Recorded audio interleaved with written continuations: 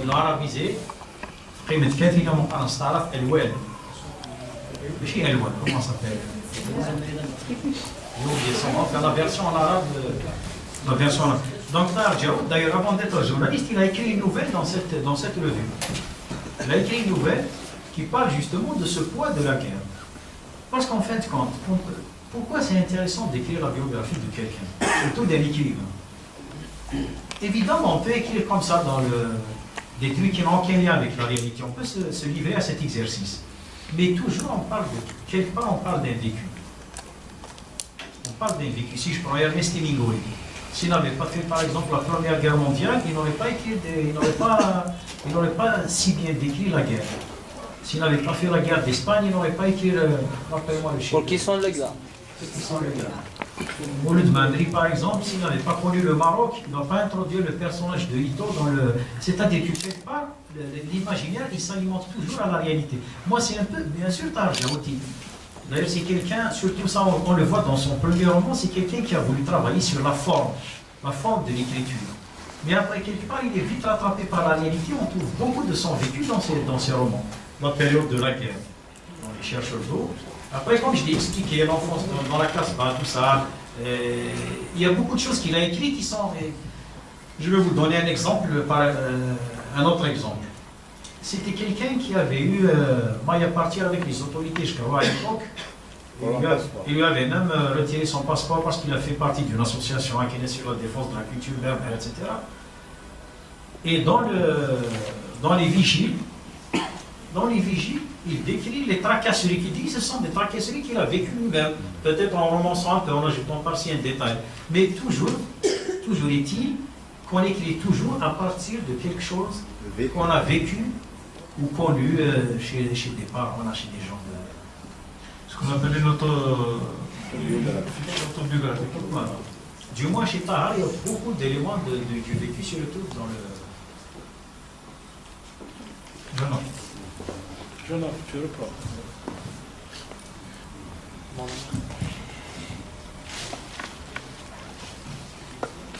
C'est bon, c'est bon. Merci pour avoir organisé cette rencontre. Bon, en parlant de Tahar Djaoud, dans votre livre, vous aviez sûrement parlé du romancier ainsi que du journaliste, du poète aussi. Bon, ma question c'est, quelle est la place de la poésie de Tahar Djaoud comme étant poète dans son œuvre complète? Merci. Madame. Moi, je vais poser peut-être une question naïve. Ça fait vraiment plaisir de voir une rencontre comme celle-ci et de voir des jeunes aussi, parce que c'est la relève du pays, parler de Tahar Djaoud, qui est un grand écrivain, un grand homme. Après, quand on sort de là, est-ce que quelque chose est organisé pour que vive l'œuvre de Tahar Djaoud? Par exemple, des gens qui font des études de littérature, qu'est-ce qui est fait pour que ces œuvres existent et que ça tire les jeunes un peu vers l'écriture aussi et vers une forme de militantisme, parce que c'est aussi ça. Il y a un sujet peut-être par rapport à... C'est l'une des raisons valables qui nous pousse à créer cet espace et à le développer davantage. Voilà. Parce que c'est là, mais c'est pas dehors. Les gens ne savent pas. Ça se passe toujours en catimini, on va dire. Oui, oui, une question. La molétide d'Odra, الحكمي نقطة الحي يوث تسرع ولا عبارتين d'Odra قاع سبب بالليل كان بويد يخلون دي تسرع أدنى Léonard de Vinci, un grand homme de science, un concepteur de machines, mais un grand peintre et un grand poète. Galilée, un grand homme de science, mais qui est un grand philosophe. Omar Khayyam, un grand mathématicien, qui est devenu en même temps un grand poète. Pythagore, qui ne se souvient pas du théorème de Pythagore, qui est un grand mathématicien, mais qui était également un poète. Et Tahar Djaoud n'en débride pas moins. Un grand mathématicien, poète, journaliste, écrivain. Qu'est-ce que c'est que cette étrangeté à voir des hommes de science revenir au monde de la culture d'une façon générale? une question que je pose comme ça, hein, d'accord? Elle m'a toujours triturer l'esprit. Est-ce que je vais répondre d'abord.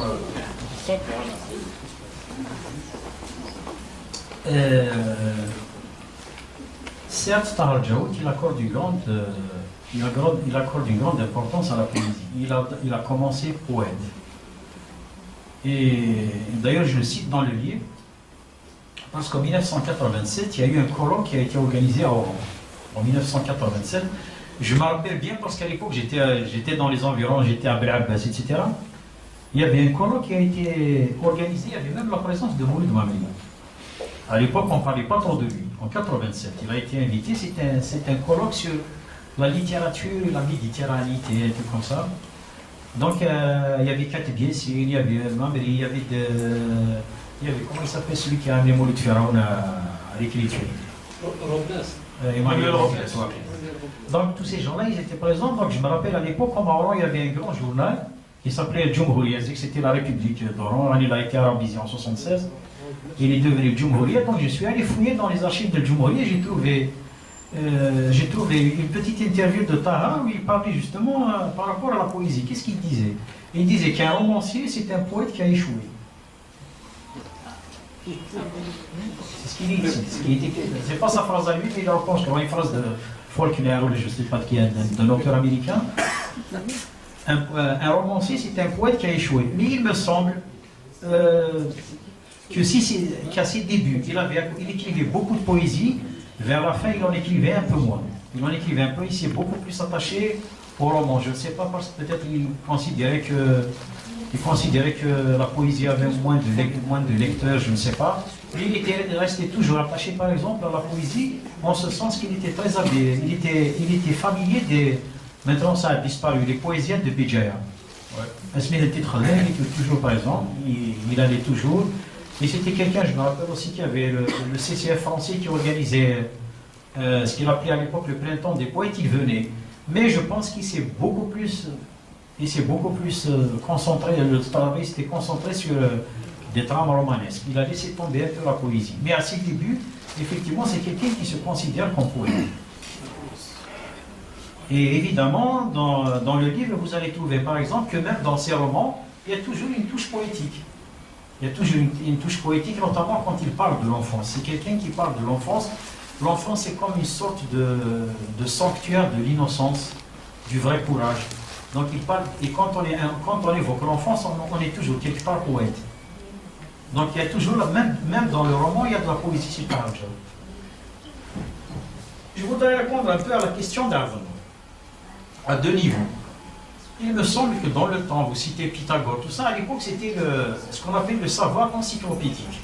Maintenant, les gens, ils sont spécialisés. La tarte est informatique, en dehors de ça, ici, on pour ça. Mais dans le temps, je parle de l'Antiquité, du Moyen-Âge, le savoir était encyclopédique. On était poète, on était médecin, et c'est valable dans toutes les cultures. Même dans la culture musulmane, Ibn Sina, c'était un poète et c'était un musicien en même temps. Non, je vais vous répondre, monsieur Madame, peut-être que vous allez m'enrichir.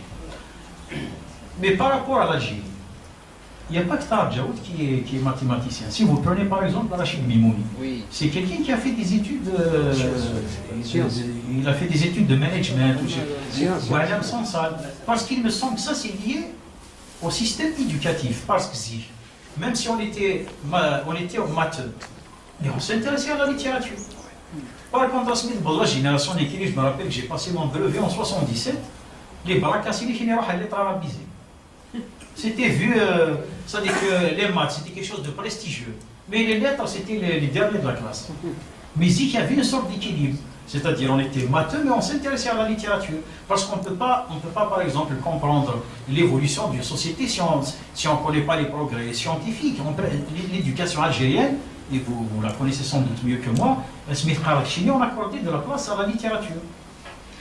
Mais au fur et à mesure qu'il y a eu des réformes qui ont été introduites, il y a eu une sorte de coupure. C'est un phénomène universel, il n'y a pas que ça. Ça dit universel, oui, mais en Algérie, c'est grave. Je pense. Peut-être que les pédagogues, M. Zilien, vous pouvez nous en dire un mot. Je pense que, vous savez, l'enseignement en principe, c'est destiné au développement d'esprit. Oui, ça. La première condition de développement de l'esprit, c'est sa liberté. Dans un pays théocratique comme le nôtre, je crois que la liberté est juste. Et voilà d'où est cool la vie a coulé. Mais alors à ce moment-là, comment on peut parler d'illettrisme en France, qui est un pays développé?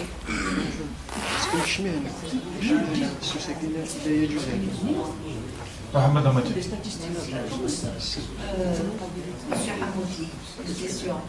Je voudrais, quand vous avez dit que Tahar Djaoud avait écrit évidemment dans Algérie Actualité, ce sont des textes qu'on attendait chaque jeudi, je crois, il me semble bien. Non, j'ai dit que j'attendais le journal, pas seulement non, le journal. Nous-mêmes, on était vraiment pressés d'acheter le journal par rapport à ses écrits. C'est vrai que c'est des écrits très littéraires, qui étaient très riches. Je voudrais juste vous poser une question. Est-ce que, je ne sais pas si c'était un Moudjahid, on pense à éditer ces articles-là? Voilà, les différents articles. Qui a pensé? Bon, je parle du journal El Moudjahid parce que ce sont des textes ce sont des articles d'El Moudjahid ou d'actualité. Est-ce que vous avez pensé à éditer ces différents textes? Voilà, merci. Bon, je vais vous donner peut-être 2 minutes aussi. 2 minutes. Je vais vous donner une information. 2 minutes. C'était Est-ce qu'on soit ordonné? Donc, tu auras quelques questions, il répond Bad.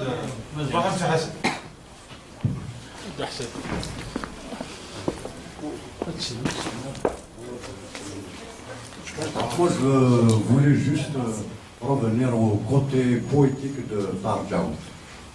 Moi, je pense que, d'ailleurs, Youssef Merrahi, il a bien rapporté dans un de ces trucs-là sur Tahar Djaoud, je crois que raison d'un cri ou quelque chose comme ça. Tahar Djaoud est poète et se veut poète avant tout.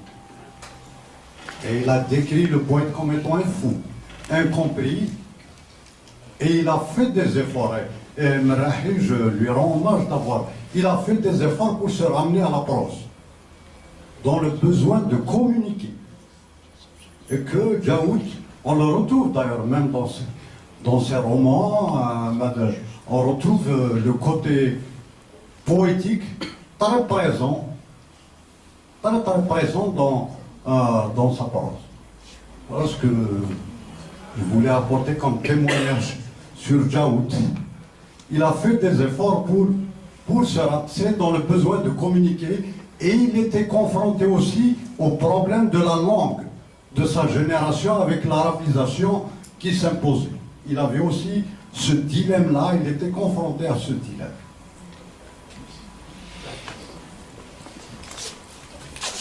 Moi, je voudrais savoir est-ce qu'il y a un espoir de voir un jour la cisaille, justement, et les ciseaux dans le domaine culturel des sciences disparaître. Voilà. Pour la poésie, chez Tahar Djaoud. En fait, je voudrais un petit peu reprendre la question que vous avez posée, mon ami, tout à l'heure. C'est par rapport, comment considérer en fait Tahar Djaoud sa poésie? Est-ce que c'était un moyen de revendication? Est-ce que c'était un moyen d'engagement? Ou c'est plus quelque chose qui est considéré comme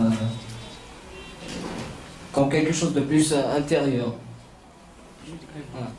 Alors, ensuite, je voudrais que vous m'éclaircissiez un point. Quand vous avez dit que Tahar Djaoud, quand il est revenu en France, de France, après, vous avez dit qu'il y a eu une rupture dans ses écrits, dans son style d'écriture. Je voudrais savoir pourquoi. Qu'est-ce qui a constitué cette rupture? En quoi elle consiste dans ses écrits? C'était dans 88, je crois. Ah, merci. Donc je vais commencer par vous, madame. Bon, par rapport au texte qui a été Tahar Djaoud, bon, déjà il y a un premier livre qui a été fait justement par Youssef Merrahi. Il a repris les écrits qui ont été publiés dans le Moudjahid de la période de 75 à 79. Il a ramassé, je ne sais pas, une trentaine d'articles qui sont dans un livre. C'est les premiers articles qu'il a publiés dans le Moudjahid. Ils ne sont pas tous, mais la plupart ici. Donc les articles des Moudjahid, on peut les trouver. Vous avez aussi, Tahar, il a collaboré à un journal qui s'appelait Actualité de l'immigration. En France, il y avait à l'époque l'Amicale des Algériens en Europe. C'était un peu une succursale du FLN. Elle avait un journal qui s'appelait l'Actualité de l'immigration. Il collaborait sous un pseudonyme. Ces articles, ils ont été réunis par quelqu'un qui est mort, c'est Abdelkader Djerlou, un sociologue lorrain. Il a publié un livre aussi sur cette période. Reste maintenant les écrits. Effectivement, c'est une très très bonne... Il faut songer justement à éditer certains de ces articles qui sont très très beaux. Notamment, je pense à une série qui a été publiée dans une rubrique qui s'appelle Lieu-dit, où il parle des villes. Il parle par exemple d'Asfoun, il parle de Gigel, il parle de Constantine. Ça, c'est vraiment quelque chose qui mérite d'être réuni dans un petit ouvrage, de l'annoter peut-être parce que c'est vraiment des textes qui sont de haute facture littéraire. Et je me rappelle même, Tahar Djaoud aussi, il était connu pour quelque chose, il avait beaucoup d'humour. Il avait beaucoup d'humour, il a une façon de... Je me rappelle, en écrivant sur Constantine, il a passé la nuit dans un hôtel qui s'appelle l'Hôtel du Prince. Mais il dit que quand on se réveille le matin, il n'y avait ni savonnette, ni... Il a fait ce genre de... Et ça commence comme ça. Il a beau s'appeler l'Hôtel du Prince, on ne trouve ni savonnette, ni serviette. Il a fait ce genre d'humour. Donc s'ils écrivent, vraiment, il faut songer. C'est vraiment quelque chose qu'il faut réunir au plus vite. Je reviens à monsieur. Non, je n'ai pas évacué la dimension poétique de Tahar Djaoud, j'ai déjà répondu à ça, mais il ne faut pas réduire aussi Tahar Djaoud si c'est seulement un poète. Parce que oui, il était poète, je vous ai dit que pour lui, un romancier, c'est un poète qui a échoué. Que dire de plus? Mais il se trouve que Tahar Djaoud, il a écrit 5 romans. Vous ne pouvez pas me citer autant de recueils poétiques. Je ne connais pas les raisons pourquoi il a viré vers la prose, je ne sais pas. Je peux pas. Mais c'est quelqu'un, même si la poésie, elle est chassée par la porte, elle revient par les fenêtres. Je vous ai dit que les textes, par rapport surtout à l'enfance, il y a toujours, on sent cet attachement à la façon d'écrire. Je reviens aussi à la question sur la rupture dans son mouvement. Parce que quand il revient de France, il commence à écrire toujours sur l'actualité culturelle, sur les expositions, à Riyad al-Fath, il écrit sur les livres, parce que lui n'écrivait pas généralement sur la politique. Mais qu'est-ce qui se passe à partir de 88? Il y a les événements d'octobre. Et à l'époque, vous avez vécu ça, c'était un peu comme le printemps arabe. Ça a suscité, c'était enthousiasmant. Donc lui, il croyait vraiment, je pense qu'il croyait, il était naïf ou je ne sais pas, il croyait vraiment à la démocratie naissante, tout ça. Pourquoi rupture? Parce qu'après, il n'écrivait presque plus sur les livres. Il écrivait presque, il avait une chronique. Il avait une chronique sur où il abordait des thèmes liés à l'éducation, liés à la classe politique, liés à l'arabisation, liés à pas mal de choses. Et voilà, je vais vous citer justement, puisque tout à l'heure vous m'avez demandé de lire un passage. Voilà, alors il dit, la crise est pour lui davantage culturelle que politique. Ça c'est à partir des années 88. Beaucoup d'articles qui paraîtront tout au long de l'année 89 portaient en filigrane ce constat. Les valeurs de la tolérance ont selon lui déserté l'école, remplacée par une métaphysique absconse, peu adéquate avec l'âge des enfants. Le bien et le mal, le monde d'ici et l'au-delà, la récompense et les châtiments divins, les archanges et les démons. Voilà, c'est-à-dire que maintenant, vous êtes mieux placés que moi, vous êtes des enseignants, vous voyez un peu ce qu'ils enseignent à l'école. C'est-à-dire que même l'idéologie, l'islamiste, elle arrive à l'école pas seulement avec la matière religieuse, même les langues, ils ont inoculé ça. Donc, par exemple, j'ai un enfant qui est en 5e, des fois les textes qu'il étudie, c'est des textes en arabe. Il devrait parler, je ne sais pas, de la beauté des montagnes, je ne sais pas, de l'amour de sa famille, et ils te mettent le gars, des trucs comme ça, islamiques, fameux, mais c'est-à-dire qu'il... Hein?